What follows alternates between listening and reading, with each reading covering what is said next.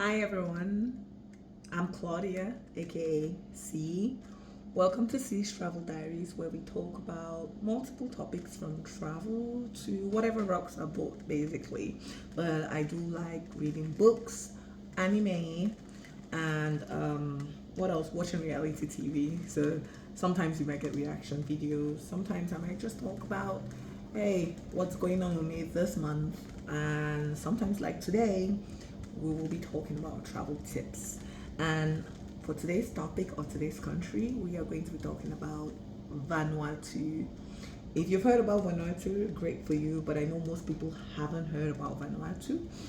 So, Vanuatu is a country in the Pacific region, about a 3 hour flight from Fiji, if I'm correct, or 5 hours from Australia.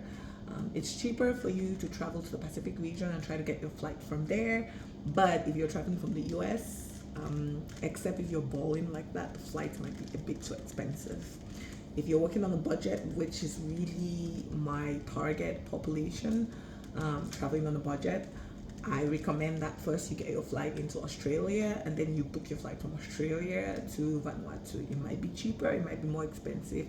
Just do whatever works for your budget is what I recommend for people, right? Because everyone's budget is going to be different because we all have different, pay brackets. So do whatever works for your budget.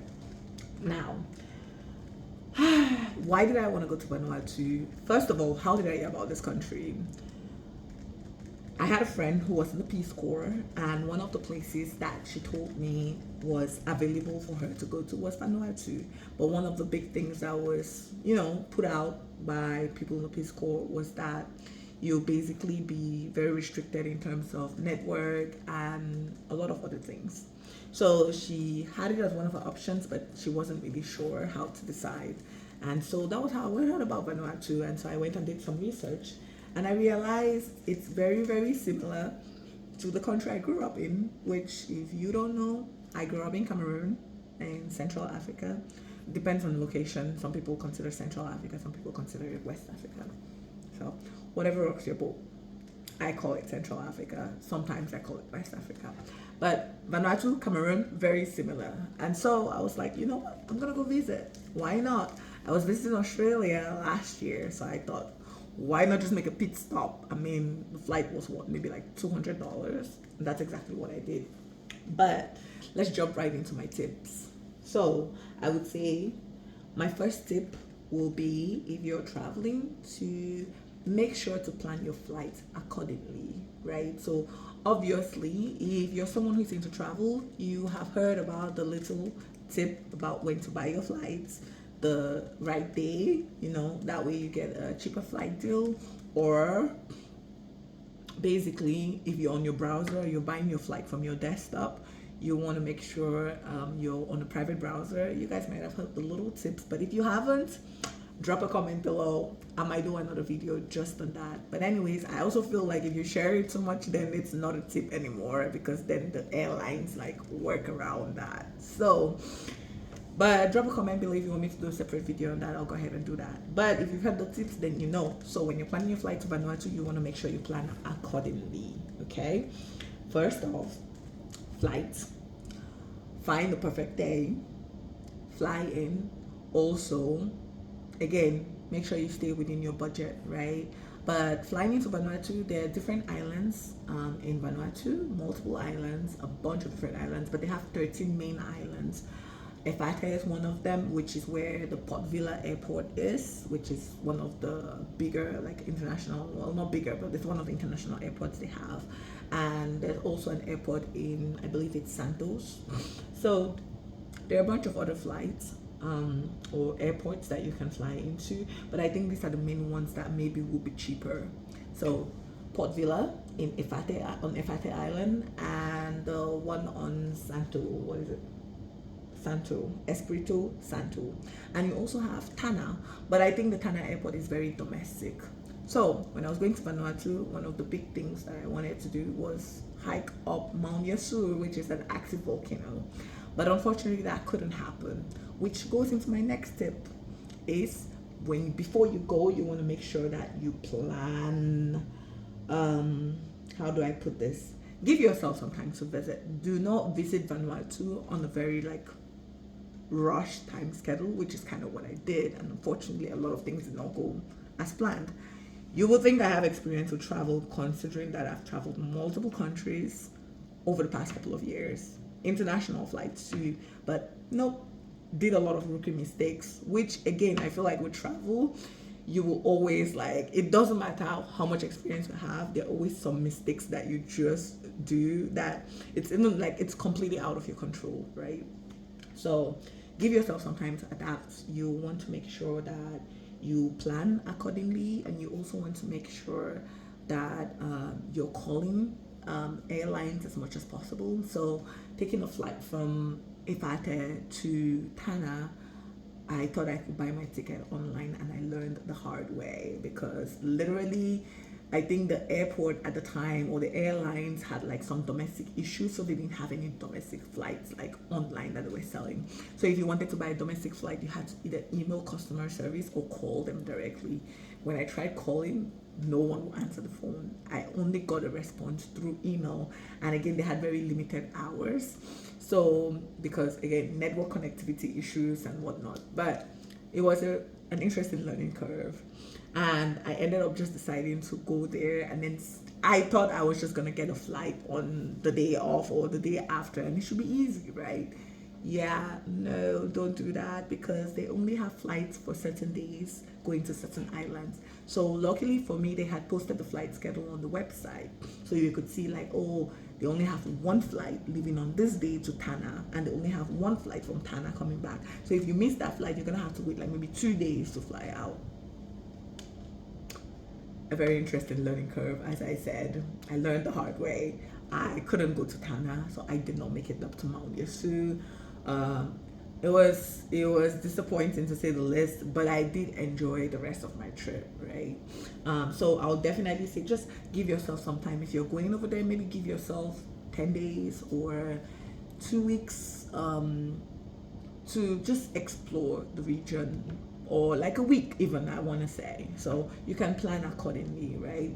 So when you get there, you can buy your flight and all that stuff. So also highly recommended is try to get the cash somewhere else. A lot of people just go to the airport, but I'll recommend that you hold dollars if you're leaving from the US or whatever country you're coming from.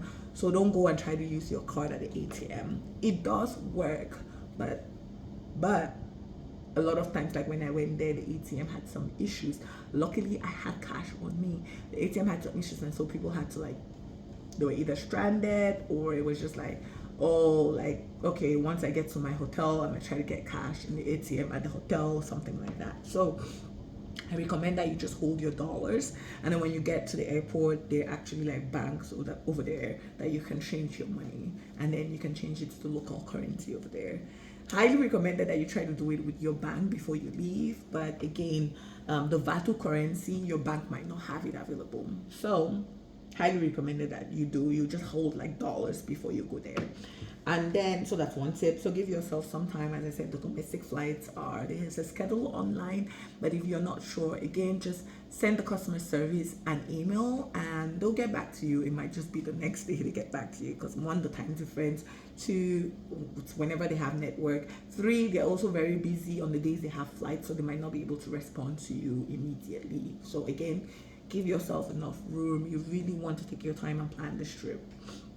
Okay, the next one I'll say is definitely time flow. In the West, we're very used to things going a certain way. So if someone tells you like, be at a meeting at 8 o'clock, you're there at 7:50 and the meeting starts at 8 o'clock. I would say with Vanuatu, you really just, time is literally just whatever it is, right? So if someone tells you, hey, let's meet up at 3, if they don't show up, that's okay. Like, just take it as it is. It's their culture over there, right? So you want to make sure that you are giving yourself time. Don't get frustrated.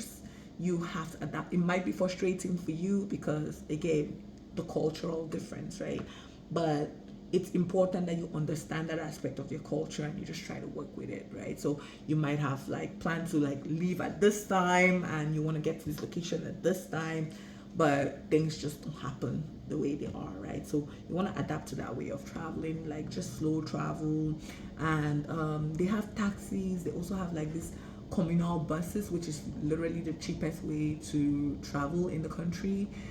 Uber doesn't work there. There's no Lyft, so it's not your traditional vacation that you're going to have. So you want, again, give yourself that room to just explore and really like go into the cultural connections and do what people do in the country. Like, seriously, these are human beings just like you. They're not going to bite you. They're literally just minding their business and just living life. Really, no one has your time. They might be curious, they might ask you questions. If you don't look like them, you don't dress like them, but just live your life. There are foreigners there. A lot of people were there. So I saw a lot of foreigners. People go there and visit.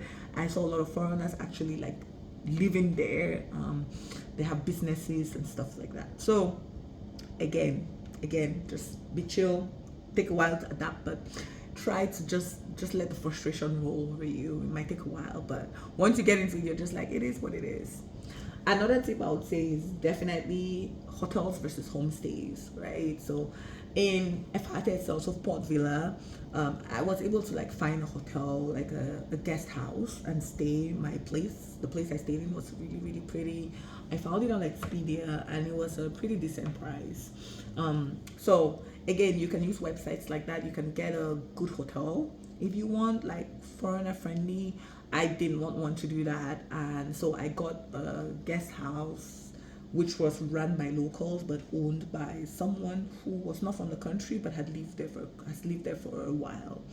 And it was very, very nice. It was very chill. I got to speak with the people who worked there. We actually went out. They're like, yeah, let's go somewhere, let's go have a drink. They took me to a local carver spot. We had like a drink in the evening. So that's kind of what I like. I enjoy that, like talking to people from other countries and just like getting to know them, right?